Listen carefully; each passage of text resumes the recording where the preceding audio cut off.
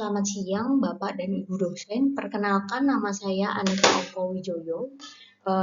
Hari ini saya akan membahas tentang salah satu mata kuliah dari manajemen kinerja talenta, yaitu adalah mengenai penilaian kinerja individu. Dari yang pertama yaitu adalah dari definisinya, itu menurut Dassler tahun 2020 adalah evaluating an employee current and or past performance relative or her performance standards. Kemudian menurut Bartschwatz tahun 2014 menilai keterampilan kerja seorang pekerja menggunakan keterampilannya untuk pertumbuhan kelembagaan atau organisasi, menganalisis minatnya dalam organisasi dan menemukan atau menyarankan cara dan sarana untuk meningkatkan minatnya jika diperlukan. Menurut Deb tahun 2009, itu merupakan proses sistematis dan formal yang melaluinya kekuatan dan kelemahan karyawan relevan dengan pekerjaan yang diidentifikasi, diamati, diukur, dicatat, dan dikembangkan. Kemudian, menurut pendapat Syamsuriansyah et al. Tahun 2020 menyatakan bahwa penilaian kinerja ini merupakan hasil dari suatu penilaian sistematik dan didasarkan pada kelompok indikator kinerja yang berupa indikator input, output, hasil, manfaat, dan dampaknya.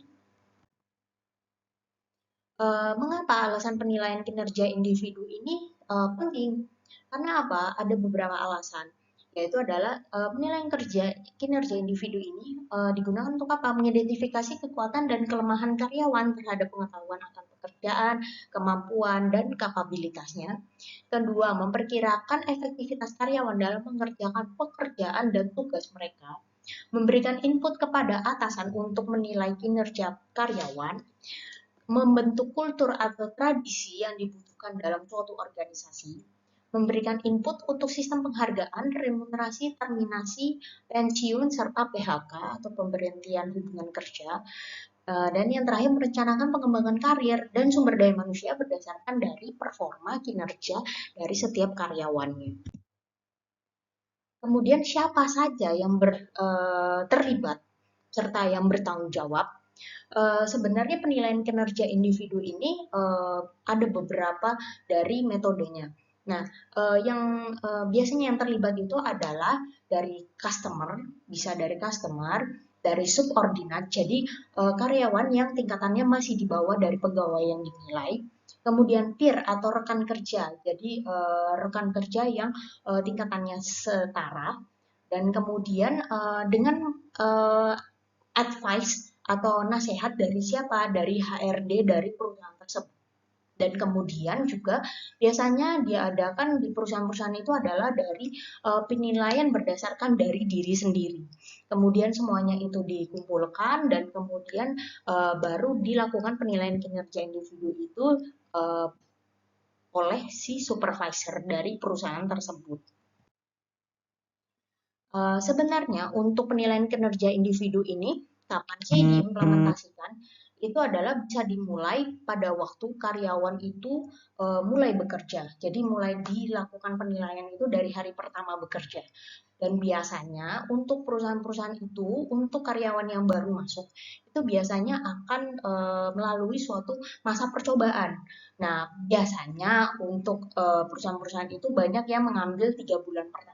3 bulan pertama itu dianggap sebagai suatu masa percobaan untuk menilai kinerja individunya. Kemudian apabila setelah melalui dari masa percobaan telah lulus dan kemudian baru diangkat statusnya menjadi pegawai tetap.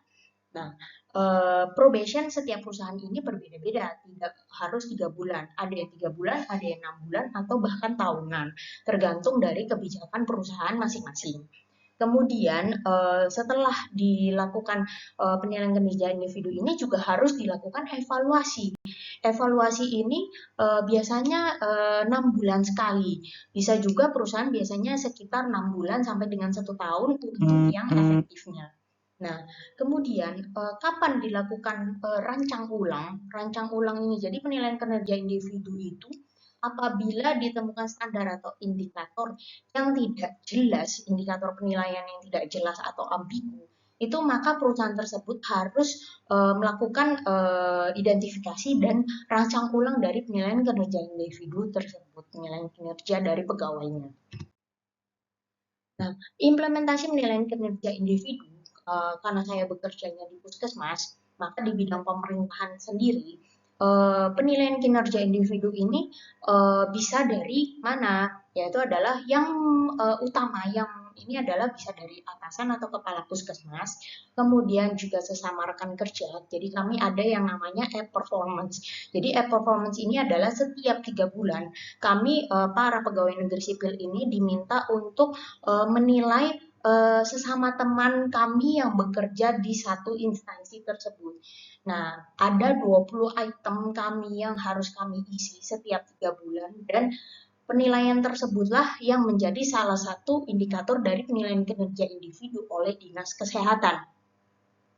Dan selain itu, selain itu juga Dinas Kesehatan itu akan mengumpulkan nih dari kepala puskesmasnya di mana tempat dia bekerja, atau mungkin bila pegawainya itu bekerja di dinas, maka kepala dinasnya yang akan memberikan penilaian. Nah,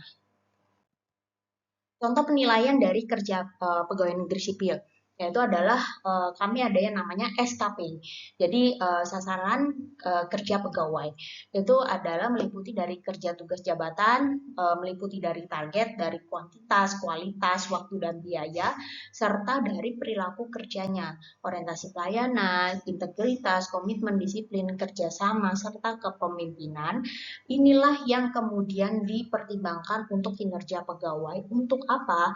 Yaitu adalah untuk pengangkatan jabatan, atau untuk kenaikan pangkat, tunjangan, promosi, diklat, atau bahkan kalau penilaian kinerjanya buruk, itu akan untuk penentuan dari sanksi serta bisa juga dilakukan mutasi. Ini saya ambil dari BKN RI. Ini adalah alur proses penyusunannya dari SKP tersebut, yaitu adalah dari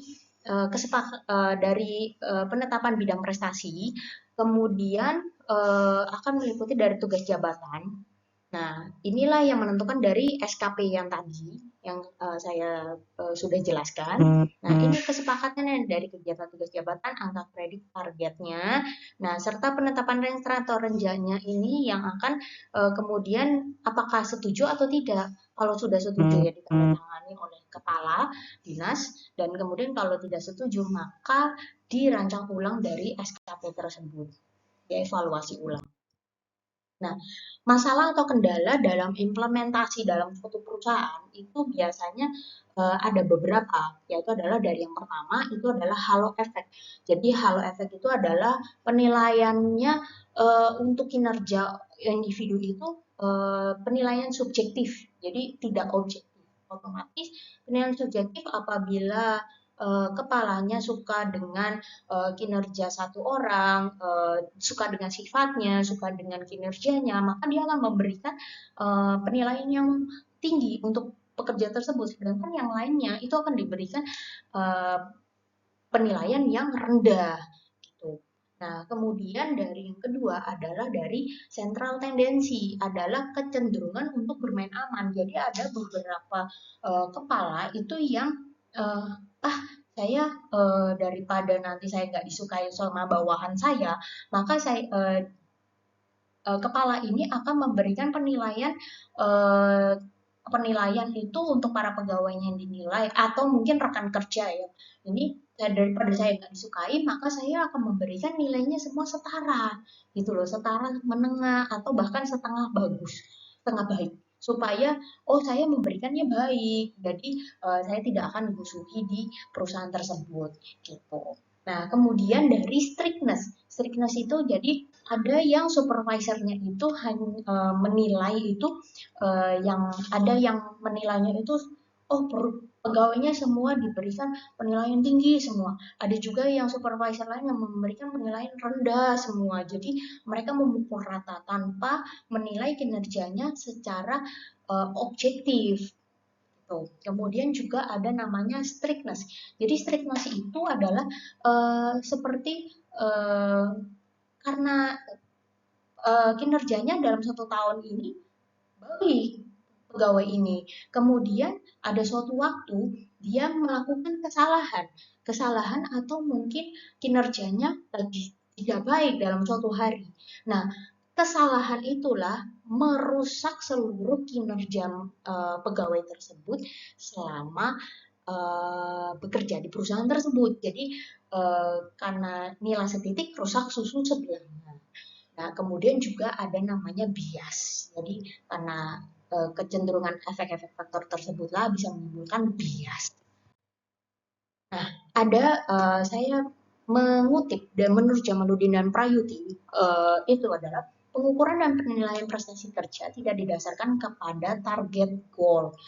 Permasalahannya ini kinerja standar atau harapan sehingga proses penilaian itu cenderung terjadi bias dan subjektif.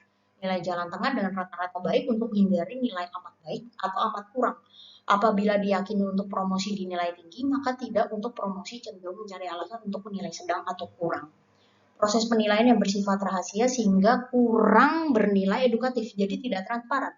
Karena hasil penilaian tidak dikomunikasikan secara terbuka. Atasan langsung sebagai pejabat penilai sekedar menilai belum atau tidak memberikan klarifikasi hasil penilaian dan tidak lanjut penilaian. Ini adalah masalah yang sering terjadi. Nah, rekomendasi supaya penilaian kinerja individu ini menjadi efektif adalah penilaiannya itu yang pertama harus objektif. Nah, kedua, karyawan itu harus mengetahui indikator penilaian kinerja yang jelas. Ya, jadi harus transparan indikator apa yang dinilai dari suatu pegawai dan berkesempatan untuk memberikan feedback atau umpan balik atas penilaian tersebut. Serta komunikasi antar personal harus baik serta terbuka. Menurut Edwinis tahun 2013 serta Capelli dan Tavis tahun 2016, beberapa penulis akademis ini telah menyarankan bahwa daripada mengandalkan penilaian kerja yang tradisional, manajer itu harus memberikan umpan balik yang sering, informal, serta tepat waktu kepada bawahannya, dan menggunakan umpan balik ini sebagai bagian dari program manajemen kinerja yang lebih luas. Ini referensi atau rujukan yang saya ambil dari penjelasan saya di atas. Demikian presentasi dari saya. Terima kasih atas perhatiannya. Mohon maaf apabila ada salah kata. Selamat siang.